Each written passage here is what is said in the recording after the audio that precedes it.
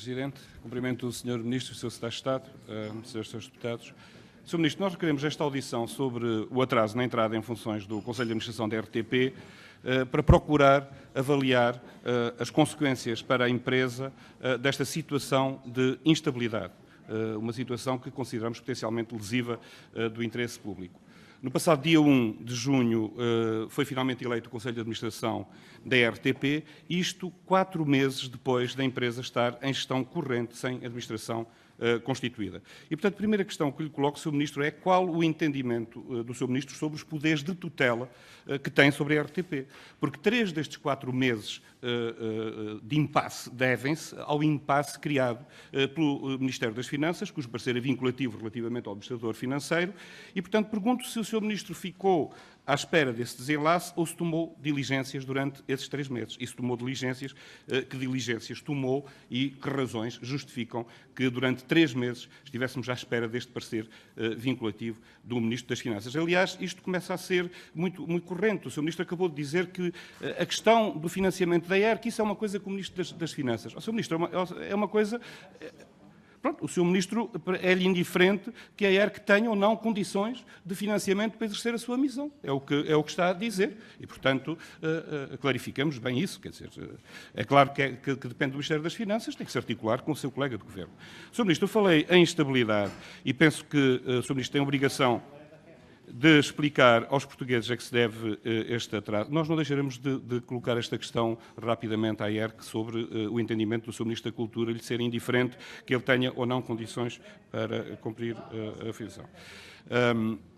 E, portanto, o Sr. Ministro tem a obrigação de explicar a que se deve este atraso da entrada em funções, porque, de facto, isto cria instabilidade. Instabilidade não é uma expressão que nós aqui inventamos ou que eu inventei.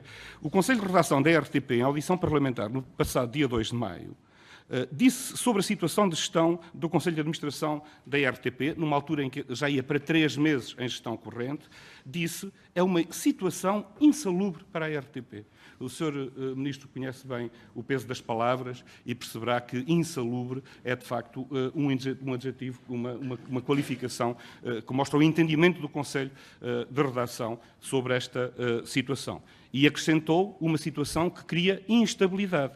E acrescentou, pedimos que haja um desfecho rápido, célere e que deveria ser ontem. O ontem, depois de 3 meses, demorou ainda mais um mês, está finalmente resolvido. E, portanto, Sr. Ministro, ou nos acompanha no entendimento de que o Conselho de Redação da RTP tem capacidade de avaliação das situações da empresa, tem idoneidade, e acompanhando, pedimos que explique que danos resultaram desta situação insalubre de deixar a empresa pública em gestão durante 4 meses.